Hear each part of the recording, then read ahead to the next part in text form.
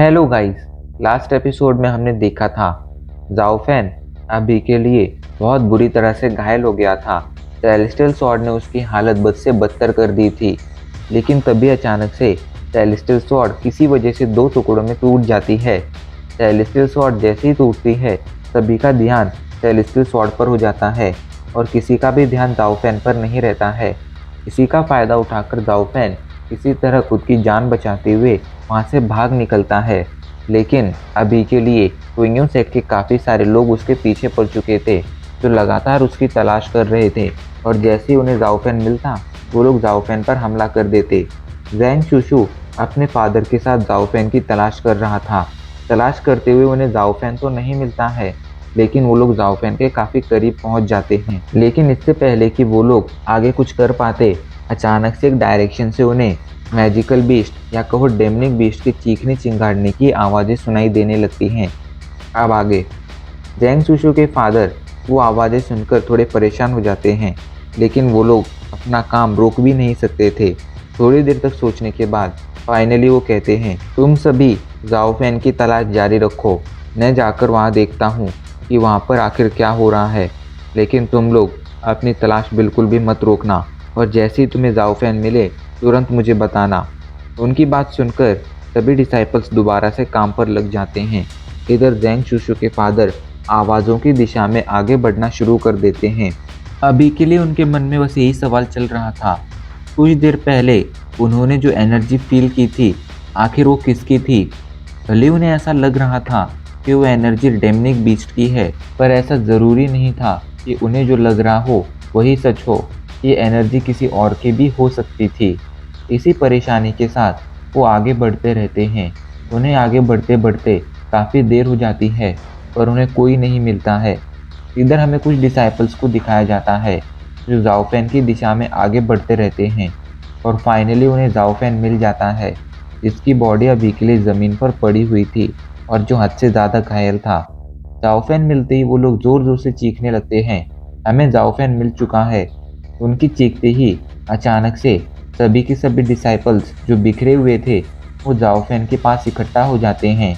ये सब फील कर जाओफेन किसी तरह खुद को खड़ा करता है और वहाँ से भागने ही वाला था लेकिन तभी अचानक से उसके पीछे खड़े वो सभी डिसाइपल्स एक साथ उस पर हमला कर देते हैं।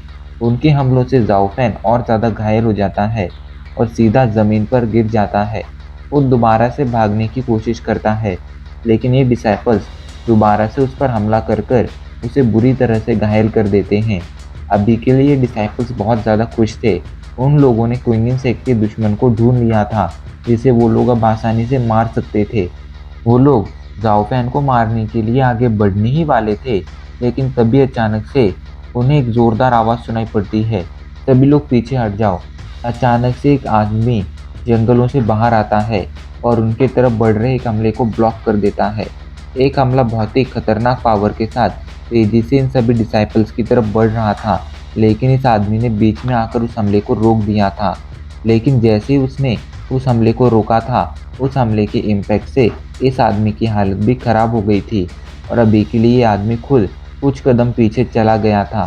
सभी लोग उन्हें बचाने वाले इस आदमी को देखने लगते हैं और उसे देखकर चौंक जाते हैं क्योंकि ये कोई और नहीं बल्कि वाइंड वैली के लीडर और जैंग शुशु के फादर जैंग चैंगशू थे। अभी के लिए उनकी हालत थोड़ी सी खराब लग रही थी, शायद पिछले हमले ने उन्हें घायल कर दिया था। अभी इससे पहले कि कोई कुछ समझ पाता अचानक से जंगल से एक आदमी बाहर आता है जिसकी पूरी बॉडी काले रंग के कपड़ों में कवर्ड थी, बस उसकी आंखें ही सभी को दिखाई पड़ रही थीं। उस आदमी को देखकर सभी लोग उस पर हमला करने की कोशिश करने लगते हैं लेकिन उनमें से किसी के भी हमले उस आदमी से नहीं टकराते हैं। अचानक से वो आदमी एक डिसाइपल के हाथ से उसका वेपन छीन लेता है। जैसे वो उसका वेपन छीनता है वो अपने हाथ में आए इस वेपन से इन डिसाइपल्स पर ही हमला करने लगता है। उसके हमलों से ये डिसाइपल्स उससे काफ़ी दूर चले जाते हैं। वो आदमी जाओफैन के पास आता है और उसे अपने कंधे पर उठाकर वहाँ से भागने लगता है। ये देखकर डिसाइपल्स उसे रोकने जाने की कोशिश करते हैं तो वो आदमी उन डिसाइपल्स पर अपने हाथ में मौजूद वेपन से हमला कर देता है। वो वेपन तेजी से इन डिसाइपल्स की तरफ बढ़ रहा था। अगर वो वेपन इनसे टकरा जाता तो ये सभी डिसाइपल्स मारे जाते, लेकिन तभी बीच में जैंग शुशु के फादर आ जाते हैं और वो इस वेपन को अपने वेपन से रोकने की कोशिश करने लगते हैं। उन दोनों के हमले आपस में टकराते हैं और जैंग शुशु के फादर कई कदम पीछे चले जाते हैं। उनकी हालत अभी के लिए और ज़्यादा खराब हो गई थी। उनकी ऐसी हालत देख किसी को भी समझ नहीं आ रहा था कि आखिर वो आदमी कौन था जिसने उन लोगों पर अचानक से हमला किया था, क्योंकि उसकी स्किल्स तो जैंग शुशु के फादर से भी कई गुना ज़्यादा बेहतर थी। जैंग शुशु के फादर तेजी से उस दिशा में आगे बढ़ने लगते हैं जिस दिशा में वो आदमी भागा था।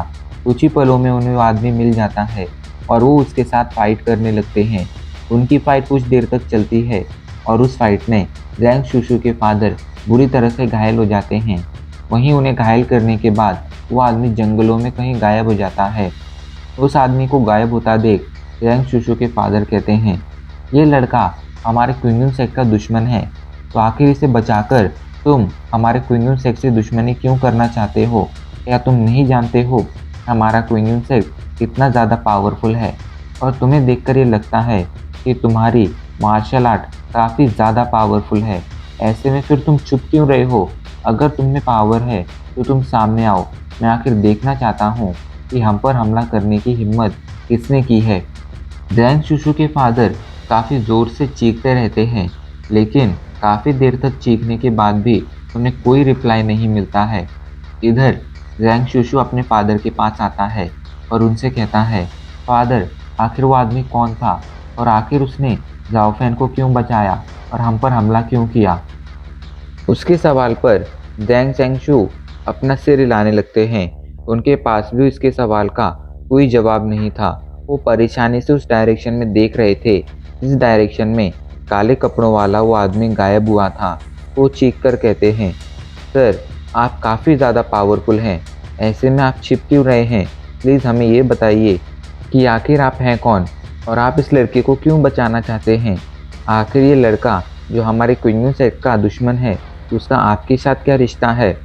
जैंग शूचैंग काफ़ी देर तक चीखते रहते हैं पर उन्हें कोई रिप्लाई नहीं आता है।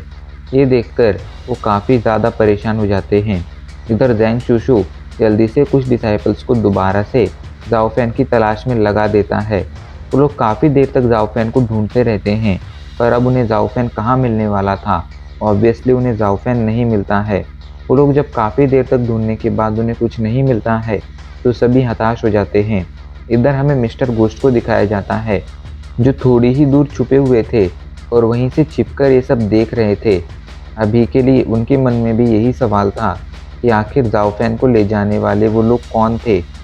इधर काफ़ी देर तक ढूंढने के बाद भी जब उन्हें कुछ नहीं मिलता है तो जैंग शुचैंग कहते हैं, अभी के लिए हमारा यहाँ रुकना बेकार है।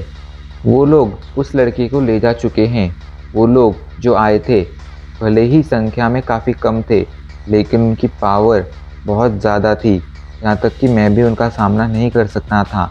ऐसे में अगर हम ज़्यादा देर तक यहाँ रुके तो इससे हमारे लिए ही मुसीबत खड़ी हो सकती है। इससे सभी डिसाइपल्स मेरे साथ क्विंगन हिल लौट चलो। उनकी बात सुनकर सभी डिसाइपल्स हाँ में सिर हिलाते हैं और उनके साथ वहाँ से क्विंगन हिल की तरफ जाने लगते हैं। वो लोग कुछ ही पलों में वहाँ से गायब हो जाते हैं।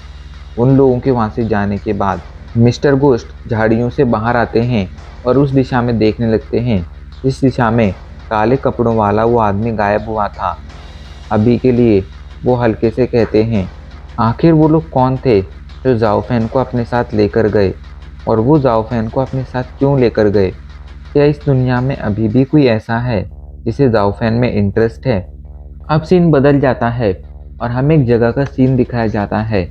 अभी के लिए जाओफेन ज़मीन पर लेटा हुआ था। तभी उसे कुछ लोगों की आवाज़ सुनाई पड़ती है। उन आवाज़ों को सुनकर जाओफेन चौंक जाता है। एक आदमी कह रहा था, ये लड़का बिल्कुल भी अच्छी कंडीशन में लग नहीं रहा है, तुम जल्दी से आओ और इसे चेक करो। उसकी आवाज़ सुनकर एक आदमी आगे आता है और जाओफेन का हाथ पकड़कर उसे चेक करने लगता है। थोड़ी देर तक उसे चेक करने के बाद वो चौंक कर कहता है, आखिर इसके साथ इतना बुरा कैसे हो सकता है? यह अभी के लिए बुरी तरह से घायल है और अभी के लिए इसका पूरा शरीर तप रहा है। देखने में ऐसा लग रहा है कि इसे बहुत तेज़ बुखार है। उसकी बात सुनकर वो आदमी कहता है, क्या इस लड़की को बुखार है? अभी के लिए इसकी हालत बहुत ज़्यादा खराब हो चुकी है। सेलेस्टियल स्वॉर्ड ने इसे बुरी तरह से घायल कर दिया है। अभी के लिए इसे ठीक होने में काफ़ी समय लगने वाला है। जाओ फैन ने इतनी ही बातें सुनी थी। इतनी बातें सुनने के बाद वो दोबारा से बेहोश हो जाता है। पता नहीं कितनी देर बाद दोबारा से उसकी आंखें खुलती हैं। अभी के लिए उसका पूरा गला सूख रहा था। जाओ फैन अपने सूखे हुए गले से कहता है, पानी, कोई मुझे पानी दो। जाओ फैन की आवाज़ सुनने के लिए वहाँ पर कोई मौजूद नहीं था। जैसे उसे ये बात महसूस होती है, वो परेशान हो जाता है। लेकिन तभी वहाँ पर एक आदमी आ जाता है। वो चौंक कर कहता है, इस लड़के को होश आ गया है भाई, और आप सभी लोग जल्दी से यहाँ पर आइए। उसकी बात सुनकर जल्दी से वहाँ पर कुछ लोग आ जाते हैं जो जाओ फैन के चारों तरफ खड़े हो जाते हैं। जाओ फैन दोबारा से कहता है, पानी, कोई मुझे पानी ला कर दो। उसकी बात सुनकर जल्दी से एक आदमी कहता है, जल्दी से जाओ और कोई पानी लेकर आओ, इस लड़की को पानी चाहिए। उनकी बात सुनकर एक आदमी जाकर पानी लेकर आता है। वो आदमी जल्दी से जाओ फैन को अपनी गोद में लेता है और उसे पानी पिलाने लगता है। पानी पीकर जाओ फैन को काफ़ी ज़्यादा राहत महसूस होती है। जाओ फैन पानी पीकर राहत महसूस करता है, लेकिन तभी उसे दोबारा से चक्कर आते हैं और वो दोबारा से बेहोश हो जाता है। उसे दोबारा से बेहोश होता देख एक आदमी जल्दी से आगे आता है और जाओ फैन की पल्स चेक करता है। उसकी पल्स चेक करने के बाद वो राहत की सांस लेता है और सभी से कहता है, चिंता की कोई बात नहीं है, अभी के लिए ये लड़का बस बेहोश हुआ है क्योंकि इसे बहुत ज़्यादा बुखार है और ये बुरी तरह से घायल है। मुझे लगता है कुछ ही दिनों में ये लड़का ठीक हो जाएगा। उनकी बातें सुनकर सभी लोग अपना सिर हिलाते हैं। इसके बाद एक आदमी जाओ फैन के पास रुकता है और बाकी सभी लोग वहाँ से चले जाते हैं। जाओ फैन अभी के लिए बेहोश था। अपने आसपास क्या चल रहा है इसका उसे कोई अंदाज़ा नहीं था।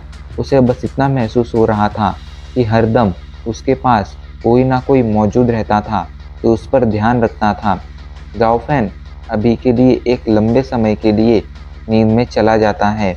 इस दौरान वो काफ़ी बार बीच बीच में जागा था, लेकिन जब भी वो जागा था तब वो आसपास के नज़ारे को ठीक से नहीं देख पाया था और कुछ ही पल जागने के बाद वो दोबारा से बेहोश हो गया था।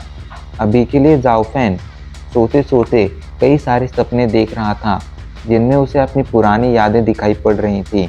उसे टियानबुई, लिंगर, लू, इन सभी के साथ बिताए हुए अपने पुराने पल याद आ रहे थे।